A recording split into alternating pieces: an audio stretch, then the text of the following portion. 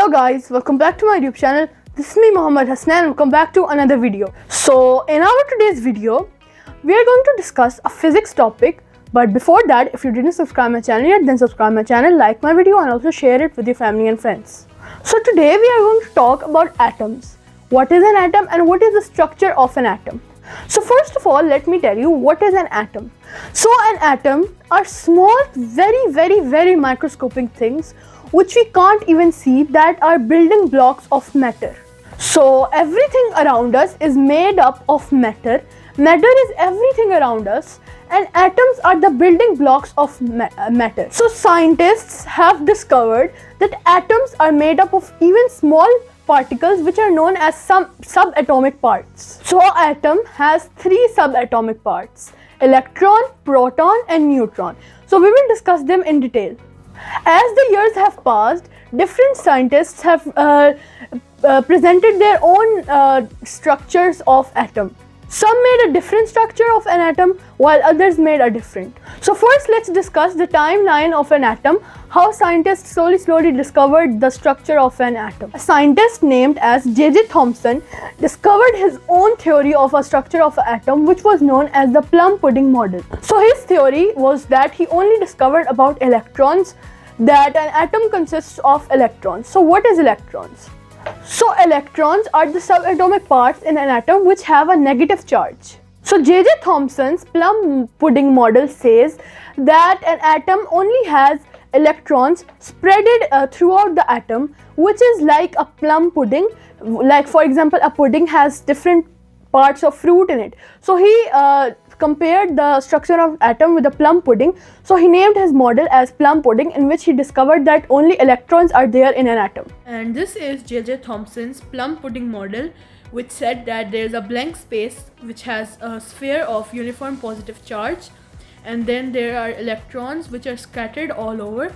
He also gave the example of a watermelon to compare it with the structure of an atom, which said that the watermelon seeds are the electrons and the red space is the positive charge. So one of Thomson's students was Ernest Rutherford, who was also from New Zealand. So he discovered the proton in 1909 and the nucleus in 1911. But now you might be wondering that what is a proton and a nucleus. So let me tell you that. So a proton is the second subatomic part in an atom, and a proton has a positive charge. So electron has a negative charge and proton has a positive charge. Now comes the nucleus. So he discovered that nucleus is in the middle of the atom, and the atom is surrounded with the electrons all over it, and in the middle there's a round nucleus in which protons are there. And this is Ernest Rutherford's model, which said that in the between there's a nucleus which consists of the protons, positively charged subatomic parts, and then electrons are surrounding it and they are scattered around. So one of the most famous experiment done by Rutherford was the gold foil experiment, in which he discovered about protons, that they have a positive charge, and about the nucleus. Another scientist named as James Chadwick was also working with J.J. Thomson and Ernest Rutherford. So he discovered the neutron. Now what is neutron? So neutron is the third subatomic part which has no charge. So electrons have a negative charge, protons have a positive charge, and neutrons have no charge. So in 1992 he proved that neutrons exist, and the final model of the atom was made, in which in the middle there was a nucleus which consisted of the protons, and with the protons there was the neutrons which had no charge, and surrounding the atom were the electrons which had a negative charge. So they were surrounding the atom. So this is an example of the final model of an atom, which we follow today as well.